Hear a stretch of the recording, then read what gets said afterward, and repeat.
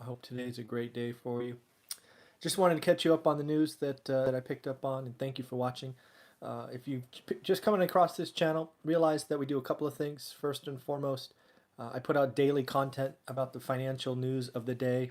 Basically, for the last 20 years or so, I have been getting up and kind of scanning the news and kind of trying to track two things. One, trying to understand what the consumer is doing, right? Are they being greedy or fearful, right? I do that because I'm trying to figure out what they are thinking about buying their next home, upgrading, buying their first home, all of that.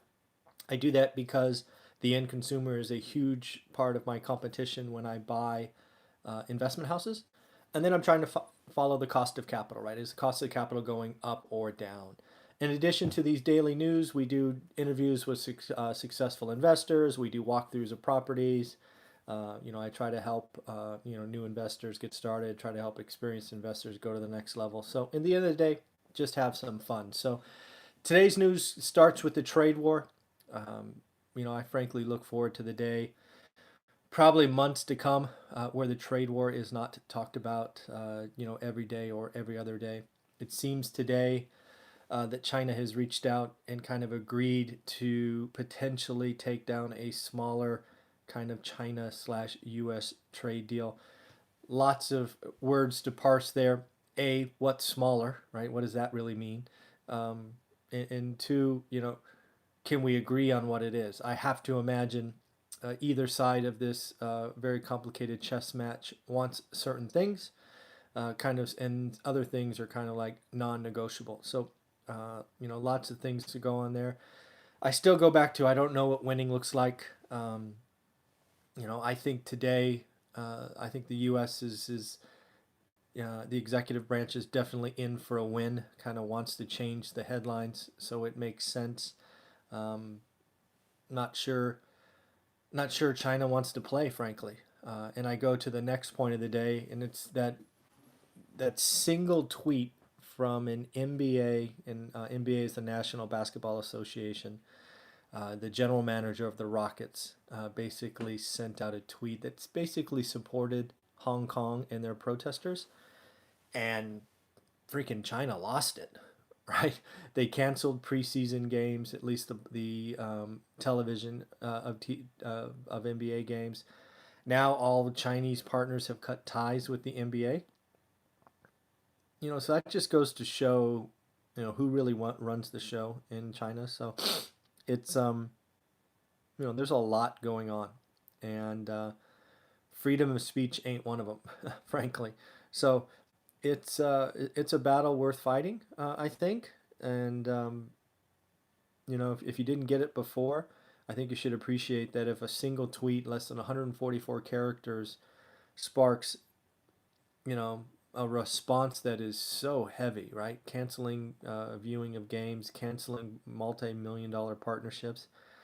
The NBA is in a no-win situation now, and it's really no fault of their own, right?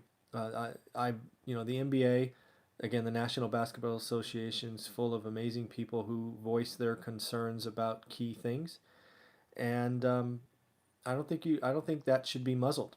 I think they have the right. They've earned the right to have a following, right? They're professional athletes, and when they share their opinions, I don't think they should A, be judged for it, and B, I certainly don't see ramifications for a tweet that was probably in the public domain for under 24 hours and 144 characters. So lots going on with China and the like.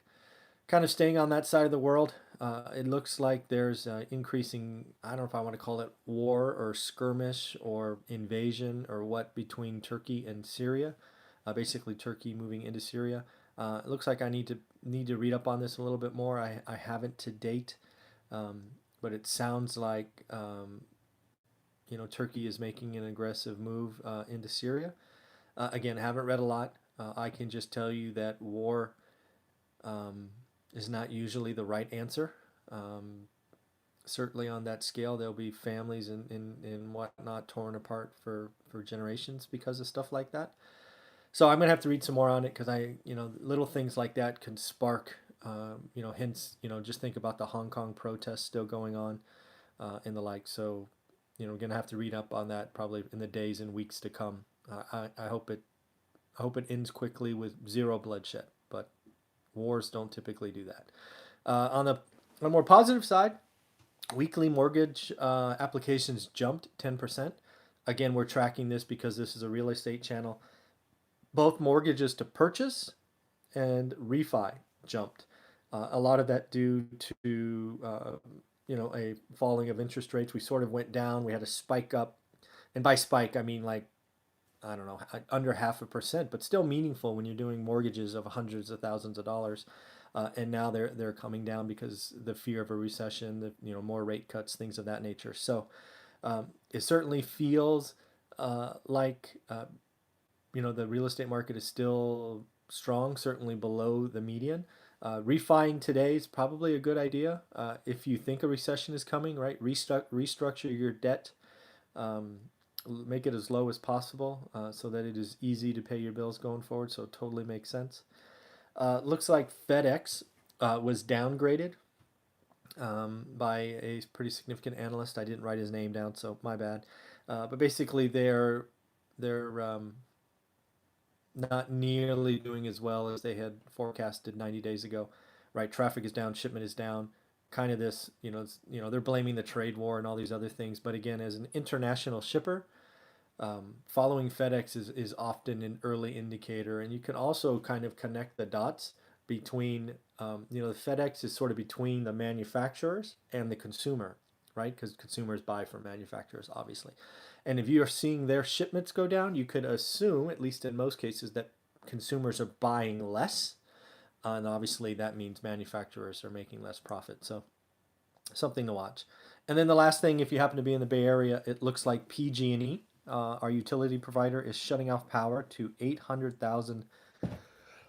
I tell you, there must be something in this room that makes me sneeze.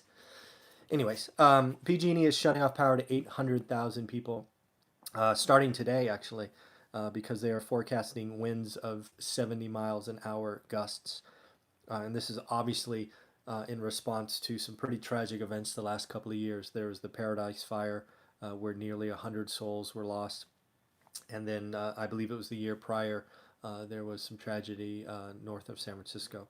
So they're basically saying, hey, winds are up, shutting off power, not happening again.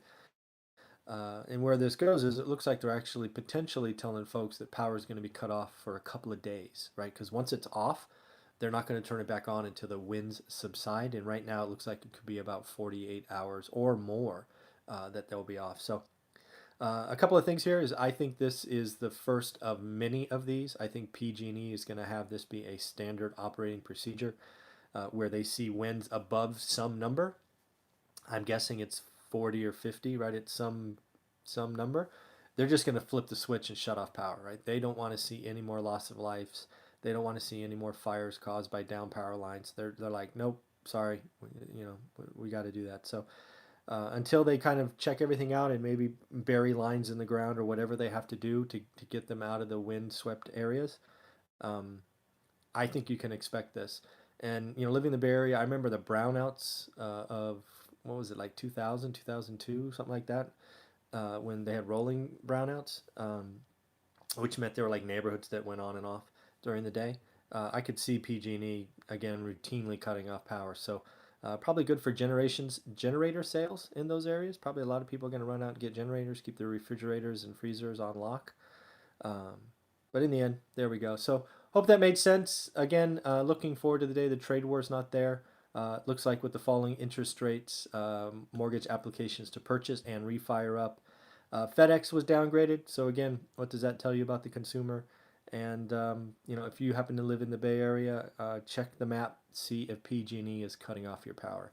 All right, everybody, have a great day, and we will talk to you tomorrow.